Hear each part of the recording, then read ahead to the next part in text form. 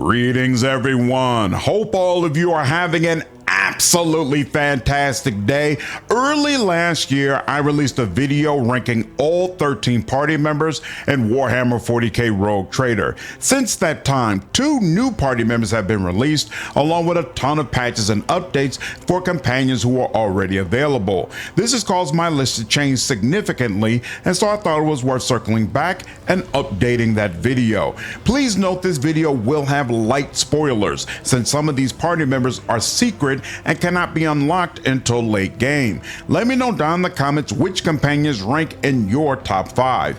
I have done individual videos providing builds for almost all of these party members, along with a host of other Rogue Trader topics, so if you want more information, be sure to check those out. Also, if you haven't purchased Rogue Trader or its DLC yet, there's a link in the description for you to do so. I get a small percentage off those purchases and definitely appreciate the support. Alright, with all that being said, let's get into the list. Starting all the way at the bottom, number 15 is Yuralan the Cruel. You can only recruit him as part of the main story at the end of Act 4 if you have a high heretical ranking and you have fully upgraded the Chaos Shard that was received in Act 1. Yuralan is a Chaos Space Marine, and consequently he has passives like Black Carapace and Veteran of the Long War that make Space Marines so powerful. He's also a member of the Word Bearers Legion and a staunch enemy of the Imperium.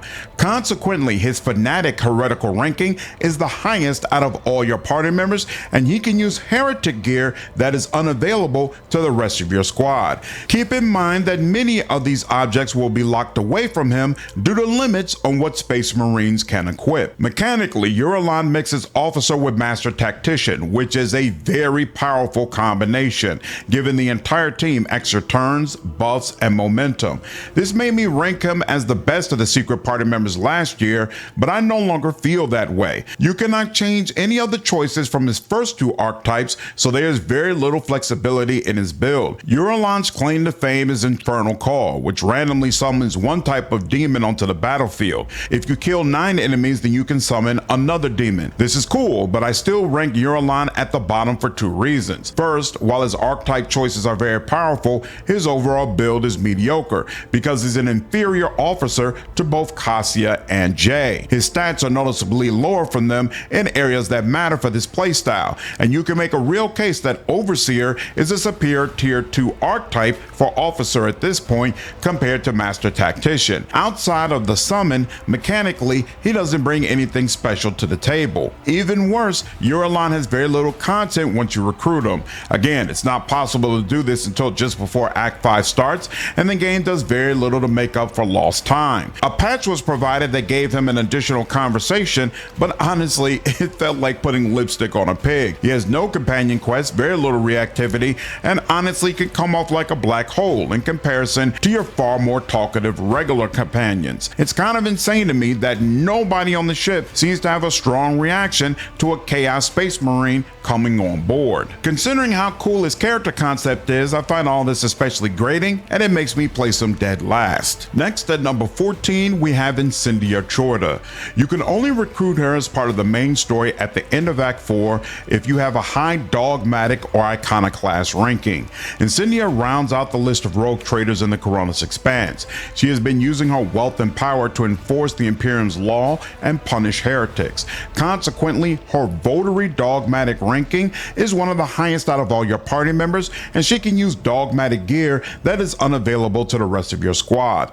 Mechanically, Incendia mixes Soldier with Master Tactician and focuses on area attacks with flame weapons. You cannot change any of the choices from her first 2 archetypes, so similar to Yuralan, there's very little flexibility in her build. Her big claim to fame is Cleansing, which lasts for 1 round and causes all of her area attacks to automatically critically hit. In addition, her critical damage is increased by a percentage amount equal to half her willpower bonus. This is fantastic and lets her churn out a ton of damage at the strategically best moment. To help make willpower even more useful, her priest origin gets a modified version of Shield of Faith, which provides a percentage bonus to ignore an enemy's damage or ability that's equal to twice her willpower bonus. When you recruit her, that's a 14% chance to just ignore anything enemies do, and that's before she's buffed by party members. In addition, this talent lets her use willpower instead of fellowship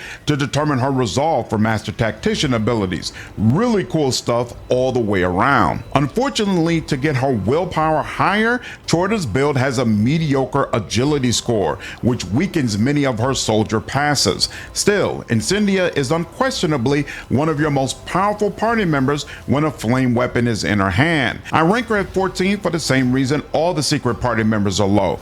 You cannot get them until the end of Act 4. You have very little interaction with them previously, and so there's just not nearly enough content available for them to compete with your other options.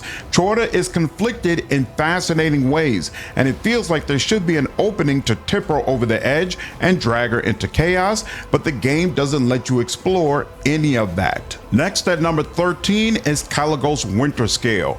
You can only recruit him as part of the main story at the end of Act 4 if you have a high heretical ranking. Caligos is one of two rival rogue traders in the Coronis Expanse. He has been negligent in his responsibilities as a rogue trader and has obviously fallen under the sway of chaotic forces. Consequently, his votary heretical ranking is the second highest out of all your party members. Mechanically, Caligos mixes warrior with arch militant, which is a lethal combo for melee characters focused on damage, and that absolutely fits him like a glove. You cannot change any of the choices from his first two archetypes, so there's very little flexibility in his build. His big claim to fame is the ability Blood for the Blood God, which provides a plus 20 bonus to weapon skill and a plus 40 bonus to strength, but renders him uncontrollable for the rest of combat, which means he will always attempt to attack the nearest target. Those are massive bonuses, and it gets even better when combined with Skulls for the Skull Throne, which increases his melee damage and armor by 1% for every kill. These bonuses are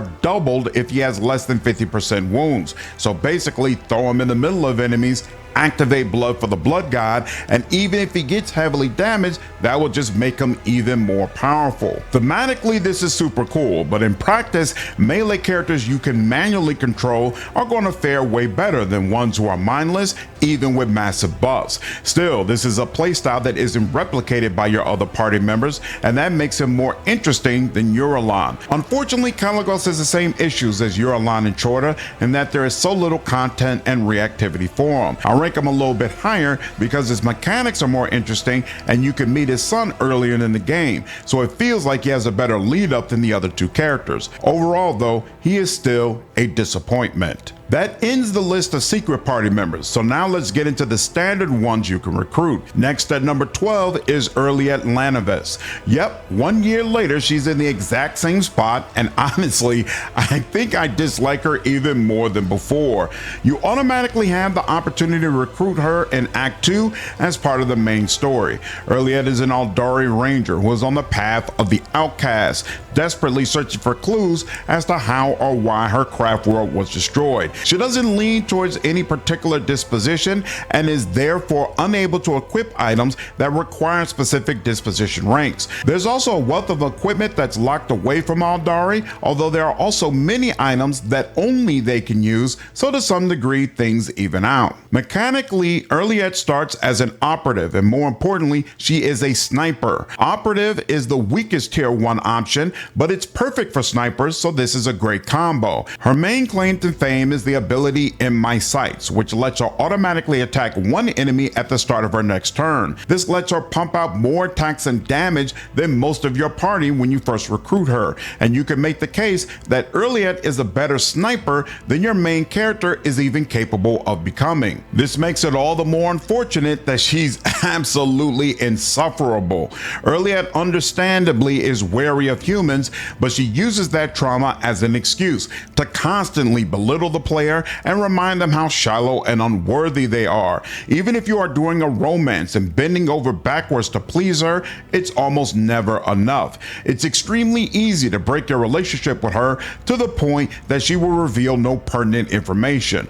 All of this gets worse as the game progresses instead of better. While Earliet is strong mechanically, she's not a game changer to the point that it makes up for this nonsense, so she ranks very low on my list. Next at number 11, we have Ulfar. You automatically have the opportunity to recruit him in Act 3 once you enter the Anatomical Opera. This is completely optional, so if you miss him standing in the cage, you can finish the act without ever having recruited him to the team. Ulfar is a space marine from Fenris and is fiercely loyal to the Imperium. Consequently, his votary dogmatic ranking is one of the highest among your companions. Unfortunately, that doesn't translate into access to more items because his Adeptus Astartes origin significantly limits what he can use. Essentially, there are many items that are considered beneath him putting on his person, even if they have amazing effects. On the flip side, there's a respectable amount of equipment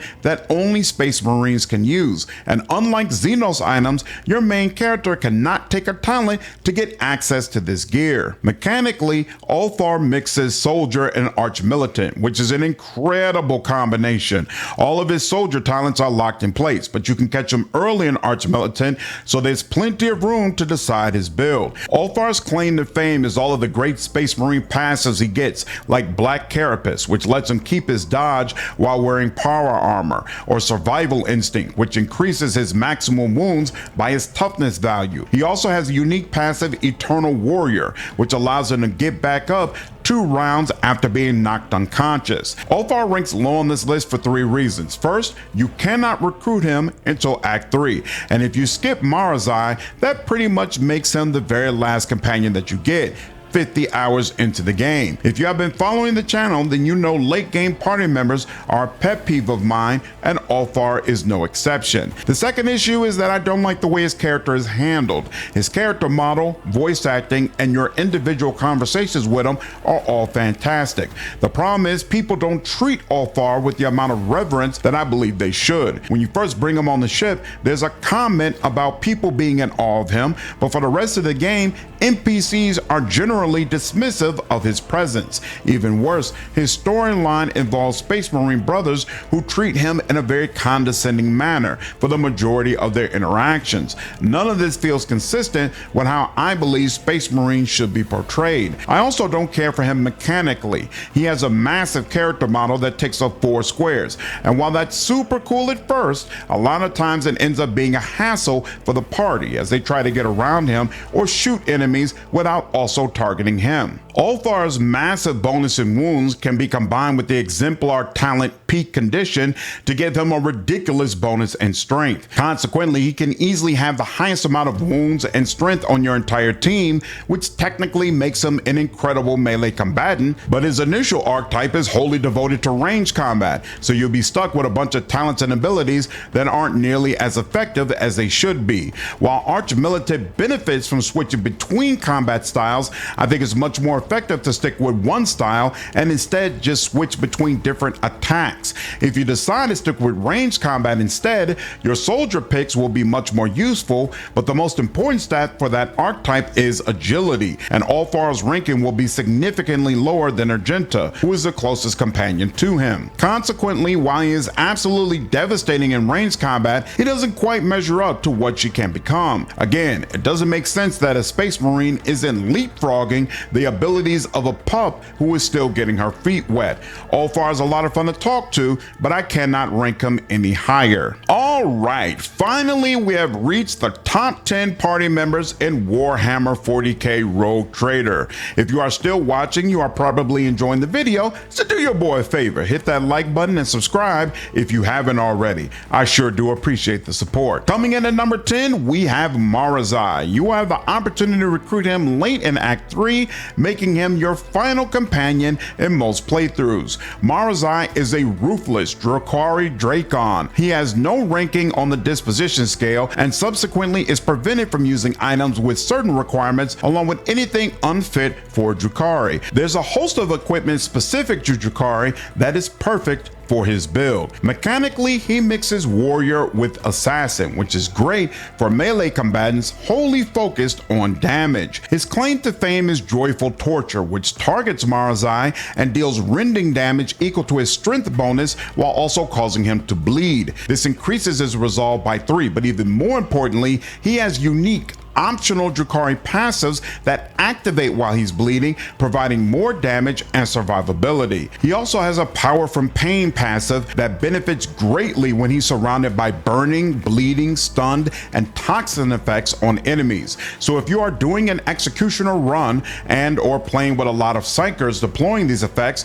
Marzai will fit right in. In my opinion, Marzai is the most well voice acted companion on a list of some pretty incredible displays of voice acting talent. Every single time he starts talking, it's just captivating. Seriously standout work. So why is he rated so low? Quite frankly, the man is diabolical, and there ain't no way I'm ever having him on my team again. Maybe if I do another Heretic run, he'll be spared, but even that is questionable. No spoilers, but yeah, those who know exactly what I'm talking about. I'm straight. He's great, but he never gets a spot on my team, so he's ranked at number 10. Next at number 9, we have Adira Talas. You will automatically recruit her during the prologue. Adira is an unsanctioned psyker, which is basically Warhammer's version of a mage, except she's also extremely unstable and can potentially summon demons during combat. Consequently, she has an adherent heretical ranking on the disposition scale and can use some heretic items, although the more powerful options are oftentimes locked behind a votary ranking. Mechanically, Adira starts as an operative, and you get her so early, there's a ton of flexibility to build her however you want. Recently, the Overseer archetype was added, and it allows Adira to take single target buffs and apply them to your entire team, or do the same thing with debuffs on enemies. This has completely skyrocketed her usefulness, and now she's unquestionably one of the top 2 most powerful companions in the entire game. Her claim to fame is being an unsanctioned psyker, which gives her a +1 bonus to psi rating. On top of this, she has 2 psyker categories, telepathy and divination. Both options have fantastic buffs that again make her incredible at boosting the entire party. The unfortunate flip side is that she has a 5% additional chance to trigger Perils of the Warp, which can do things like push your party members back to damage them, or even summon demons that will start trying to carve up your team. Using Adira is all about high risk and high reward. That's one of the reasons she's so low on this list. Rogue Trader has taught me that I really don't like instability when it comes to the abilities I use. Psykers have been implemented in amazing ways, but randomly summoning hostile demons just ain't for me. The other issue is I'm honestly not a big fan of her character overall. Many people in my fandom strongly believe she should be a romance option, but I have no desire for that whatsoever, as her portrait screams mental instability to me, and I instantly find that unattractive. Also, based on what you see from her during the game, I think a player would be completely justified in shooting her out of an airlock for the safety of the overall crew. There's just no reason to believe she's not on the brink of losing her mind and taking everybody else down in the process. She's a fantastic representation of a crazy unsanctioned psyker, but that's just not appealing to me. Next at number 8, we have Argenta. Oh my, what a fall from grace. Last year, she was at number 4. You will automatically recruit her during the prologue. Argenta is a sister of battle, and consequently, she is very loyal to the Imperium and has the coveted votary dogmatic ranking. Mechanically, Argenta starts as a soldier, and you have a ton of flexibility in building her however you please. Her claim to fame is bolter weapon proficiency, which is provided by her Adepta Sororitas origin. In my opinion, Argenta is the second best damage dealer in the entire game, because burst attacks from bolters are equally effective at demolishing groups of enemies or single targets. There's just nothing she won't shred, and it's a ton of fun watching her go to work. In addition, Argenta has amazing, borderline psycho comments about righteousness and burning heretics.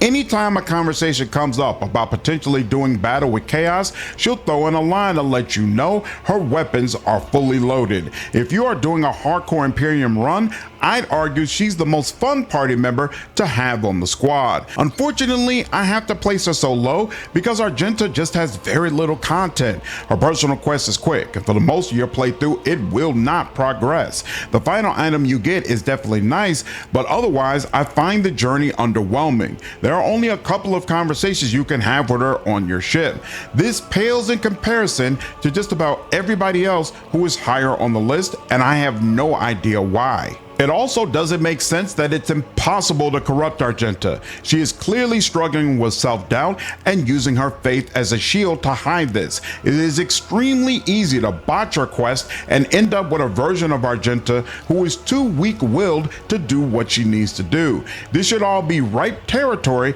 to play with her on a heretical run, but that is strangely not the case. It also wouldn't be right if I didn't echo the frustrations of many in the fan base who believe she should be a romanceable character. I 100% agree, as a psychotic gun-wielding hot nun is a very compelling, if rather toxic combination. The last thing I don't like about Argenta is that there's a pretty significant piece of her history that you only find out if she's in your party throughout Act 3. I believe this is information players should receive regardless of what party members they use, and I find it rather egregious and contrary to her character that that's not the case. Concerning the type of person she is, Argenta should confide this information at some point and be willing to face judgment. Next up at number 7, we have Solomorn, who is only available if you have purchased the recent Lex Imperialis expansion. You have the opportunity to recruit him in Act 2 after leaving Footfall. Solomorn is a member of the Adeptus Arbites, and subsequently, he strictly follows the Lex Imperialis. This makes him loyal to the Imperium, and he has a votary dogmatic ranking. Keep in mind he can be corrupted, so unlike most dogmatic party members, it's possible he'll stick around even if you play as a heretic.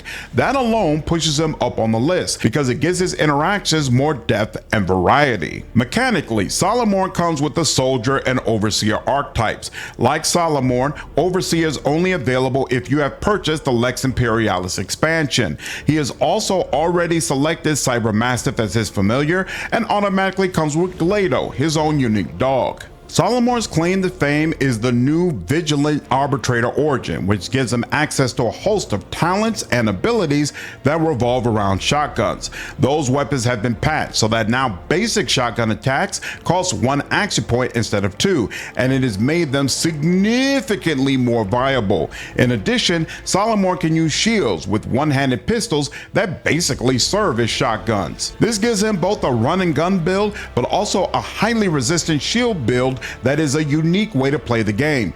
Tons of fun, and mechanically, I really like this character. The problem is that Solomorn is Outcast's take on a veteran soldier, and his personality can oftentimes come off as bland. Loyalty to the Lex is pretty much all that exists. He has quite a bit of content and reactivity, but most of it doesn't really move the player. His voice actor is incredible and does a very convincing Idris Elba impression, but the actual lines usually just boil down to everybody should be following the Lex. This problem is also present in his romance, which seems a little short on content compared to other strong options, and while there is an interesting twist, I don't think Outcast did quite enough to flesh it out. Coming up at number 6, we have Pascal, and yet another fall from grace. Last year, he was my number 1 pick. You will automatically recruit him in Act 1. Pascal is a member of the Adeptus Mechanicus, and subsequently, he has an inherent dogmatic ranking, giving him access to some lower level dogmatic accessories.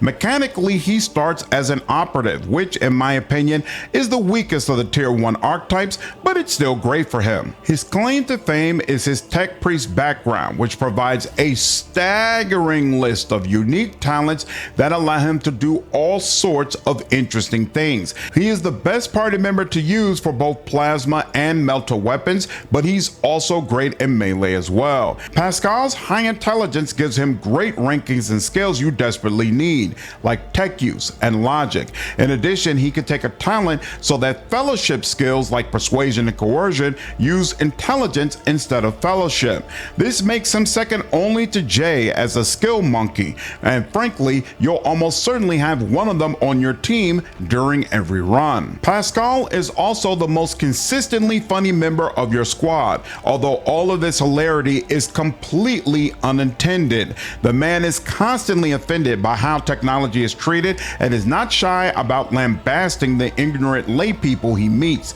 These interactions are so much fun, and oftentimes they come completely out of left field. Pascal is dropped on my list because while he can be very effective, personally I find his mechanics to be a lot of work for rewards that aren't nearly as good as what other party members can give you. Therefore, as awesome as he is in conversations, during combat he feels like an annoyance, and I'd rather not have him on my team. His stats obviously lean well towards becoming a grand strategist, but Cassia is way more important in that role, and the mechanics aren't good enough to justify having two of them. He also lends very well to becoming a bounty hunter, but I cannot stand those mechanics, as figuring out which enemies would make good prey feels like unnecessary busy work. Nothing feels right for Pascal, so even though he's quite humorous and the main quest is awesome, I prefer to leave him on the bench. All right, now we have finally reached the top 5 party members in Rogue Trader.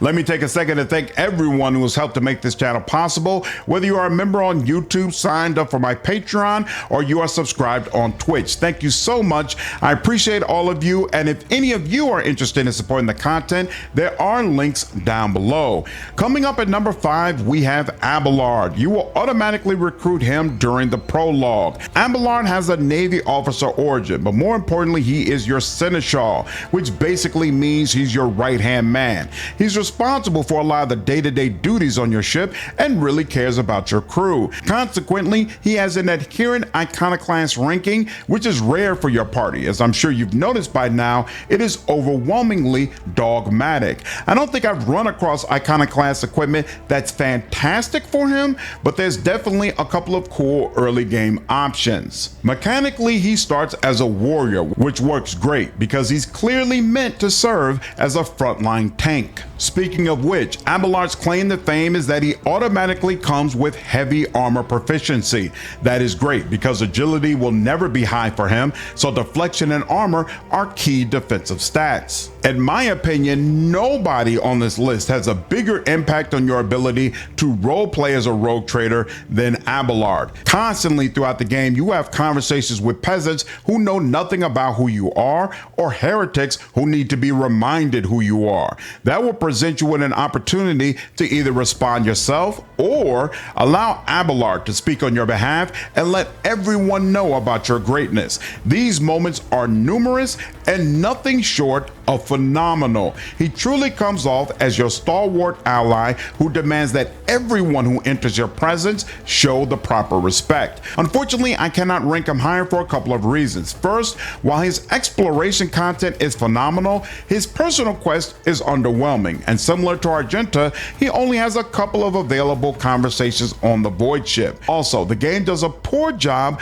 of leaning into his iconoclast disposition, so while he does clearly care more about the crew than the rest of your party members, it really feels like he actually cares about people outside of his family. Also, while mechanically he is effective and unique, I personally find him to be boring. He's the only party member you get who effectively slides into the Vanguard archetype, opening a playstyle where you allow enemies to hit you for virtually no damage and then brutally counterattack them. Well, this is fun and unique, but it's also time consuming because why wait for enemies to hit you when you can just take them out directly? He can also go the assassin or arch militant route, but the results are underwhelming compared to other party members who can do the same thing. So at the end of the day, mechanically, Abelard doesn't wow me, but he's so much fun during dialogue that I still love bringing him along. Next at number 4, we have Heinrichs. You will automatically recruit him during Act 1. Heinrichs is a member of the Inquisition, and this makes him an ally of the Imperium. He comes with an inherent dogmatic ranking,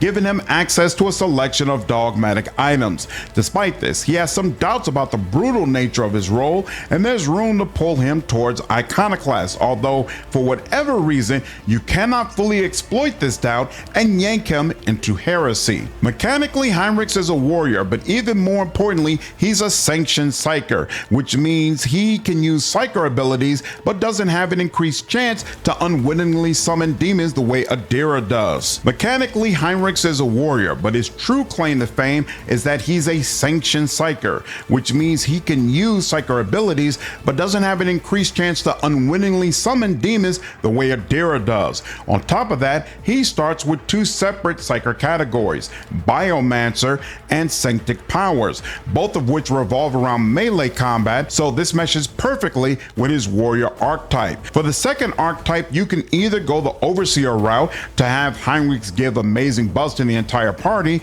or you can go the Assassin route to deliver incredible damage.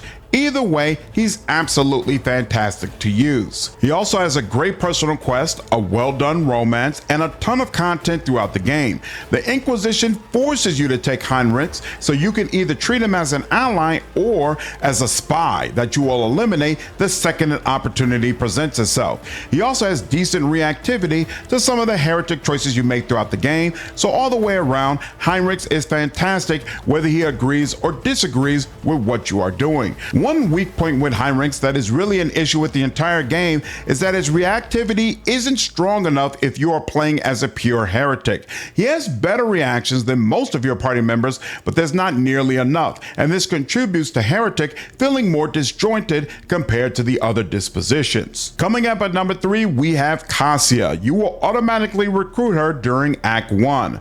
Cassia is an heiress to a Navis Nobilite house, which makes her a member of the Imperium, and she comes with an inherent dogmatic ranking. While you do have the opportunity to harden her, she cannot become fully chaotic. Mechanically, Cassia is an officer, which is the most powerful Tier 1 archetype, giving bonus turns to damage dealers, and it allows your team to completely wipe out the opposition. On top of this, Cassia's claim to fame is her navigator background, which provides access to a massive list of powerful, unique abilities and talents. She can serve as a tank, buffer, debuffer, crowd control, and major damage dealer all at the same time pretty effortlessly. I think a fully spec'd Adira with the Overseer archetype is more potent, but I would still say Cassia is the most powerful companion you get because there are literally zero downsides to her abilities. No summoning demons or knocking party members prone or any of that crap. Cassia is one of 4 party members who I consider to be game changers that significantly alter your playthrough mechanically in ways that other companions simply cannot. Her and Adira are 2 of them, and then the other 2 are at the top of this list. During exploration, Cassia can have a sky-high awareness skill, and again, she can serve as a tank, so you don't have to hesitate placing her out front. This is very useful as she is great at discovering all the traps and hidden items or shortcuts that Rogue Trader is chock full of. Navigators have a fascinating role in the Warhammer universe, and Cassia's conversations about how that works and how she approaches the craft are absolutely phenomenal, especially for someone like me who was completely new to the lore. She's another party member who can be unintentionally hilarious, as Cassia has an unreasonable level of respect for nobility and justifies just about any atrocity that they commit. This causes situations where her interpretation is wrong in humorous and frankly oftentimes horrifying ways. She is very inexperienced regarding the world, which gives her conversations more weight as you help to mold what kind of leader she will be in the future. This is even more prevalent in her romance, which has a ton of content and has you woo her while also teaching her about the world. That brings me to my one knock against Cassia.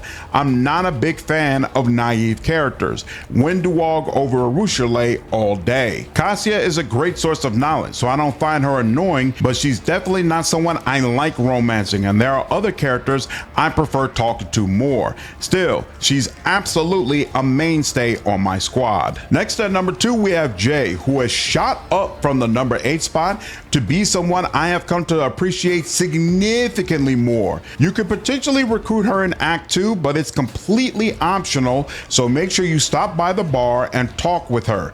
Jay is a cold trader who deals in Xenos items, and consequently she's comfortable interacting with people from all backgrounds and comes with an adherent ranking in Iconoclast. Similar to Abelard, she's less psychotic than your other companions, but still doesn't really care about people, and I wouldn't consider her good aligned. mind. Mechanically, Jay is an officer, which is once again a top-notch pick.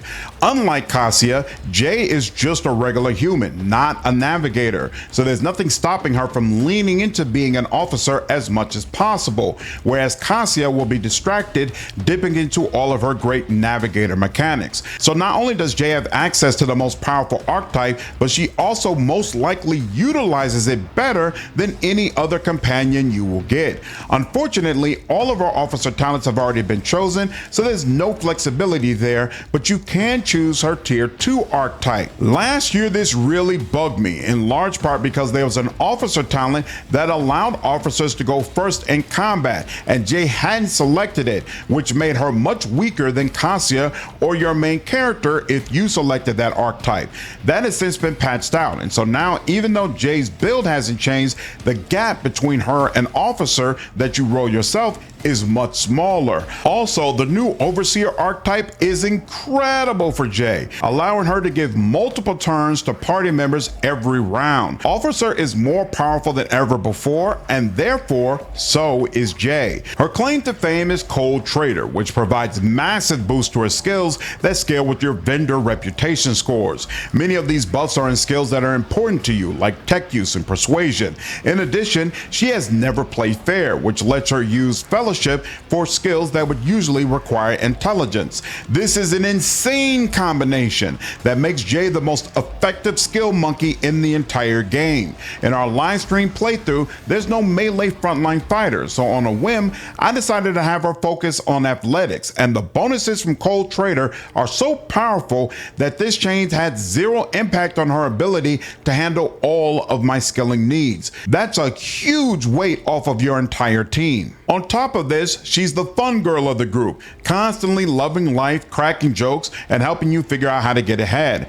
Pascal is more consistently funny, but Jay has the biggest laughs in the entire game, especially if you go through her romance, which is nothing short of hysterical, and it has a ton of content. She's almost more audacious than Heinrich's and how she pulls off crazy surprises that can easily result in her being strung up. Many of your more dogmatic party members see Jay as a criminal, and some of the back and forth combos between her and Heinrich's or Solomon are amazing. She only just barely misses the top spot. But it's lonely on the mountaintop, and there can only be one queen.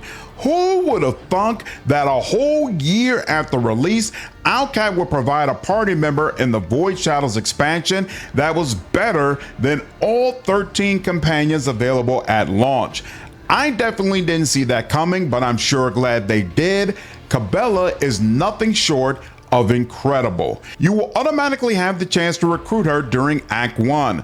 Cabela is part of an Imperial death cult, and subsequently she has a fanatic dogmatic ranking, but her disposition is truly putty in your hand. You can make her more heretical or even get her up to votary rank in Iconoclast. Mechanically, Cabela is a blade dancer, which, like Cabela, is only available if you have purchased Void Shadows. As I mentioned before, Officer is the most powerful archetype in the game due to its ability to give people additional turns. If you don't care about that and just want the archetype that allows you to directly dish out the maximum amount of damage, Blade Dancer is your choice. You can damage yourself for extra movement points, and the Blade Dance ability is available every time you kill an opponent, allowing you to chain a ridiculous amount of attacks that can oftentimes clear entire rooms of enemies. You get her so early, there's a ton of flexibility in what talent you take and what tier 2 archetype she goes into. Regardless of which one you choose, Cabela is the most powerful damage dealer in the entire game, and having her as a regular member of your squad significantly changes your playthrough. That alone would be enough for the top spot, but she's equally compelling in conversations. More than any other character, Cabela feels wholly devoted to you, either as a bodyguard or as a lover. Even Abelard seems more loyal to your title or role than to you personally, but Cabela makes it clear she stands with you pretty much no matter what you do. Learn Learning more about her death cult and their perspective on the Imperium is absolutely fascinating, which makes her conversations very entertaining. Her romance is also a fantastic journey of self-discovery in which, again, you can influence her in multiple ways. Her personal quest ropes in with the overall Void Shadow storyline, which is stellar and makes her content seem even more important. Death Cult equipment has been added throughout the game, both in loot you can find in the environment and in your vendors. This allows Cabela to not only always fight in a unique way, but aesthetically, she is much more consistent than most of your party members. Since she is easily manipulated, she fits in like a glove, regardless of if you are iconoclast, heretical, or dogmatic. Just all the way around, Owlcat did a stellar job putting her together, and she's my favorite party member in the entire game. That finally ends my ranking of the 15 party members available in Warhammer 40K Rogue Trader. Once again, I would love to hear your perspective on who should take the top spot or any feedback you have on my list. Also, if you haven't already, I would appreciate you liking the video and make sure you subscribe for more CRPG content. If you know anyone who would be interested in this kind of content, I would also appreciate it if you shared the video. I've only got one more video planned for this game, so if there's anything else you want to see, make sure you let me know down in the comments and I'll see about making it for you. Hope all of you enjoyed this video. Take care.